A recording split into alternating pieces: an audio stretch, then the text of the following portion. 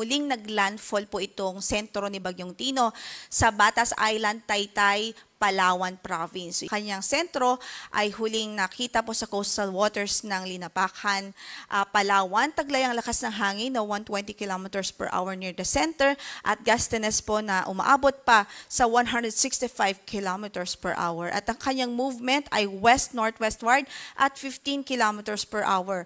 So napanatili po nito yung kanyang lakas ng hangin, kaya't nasa typhoon category pa rin ito, 120 kilometers per hour near the center. Malakas at kumbaga napakalakas na bagyo pa rin ho nito.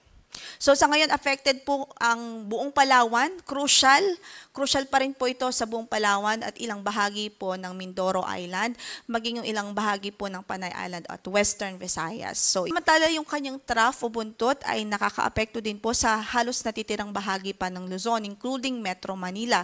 So inaasahan natin magiging maulap pa rin ng papaurin at mataas pa rin ang tsansa ng moderate to at times heavy rains po dito sa Kamaynilaan, sa Central Luzon, malaking bahagi ng Northern Luzon, dito sa Bicol Region at sa Calabarzon area. Maging dito sa Central Visayas, Northern Mindanao at maging sa Zamboanga Peninsula. So, signal number 4 pa nga po ang nakataas dito sa northernmost portion ng Palawan kasama na ang Calamian Islands. Signal number 3 naman sa northern portion ng Palawan kasama na ang Cuyo Islands. Signal number 2 sa southern portion ng Occidental Mindoro, southern portion ng Oriental Mindoro, central portion ng Palawan kasama ng Cagayancillo Islands at Caluya Island.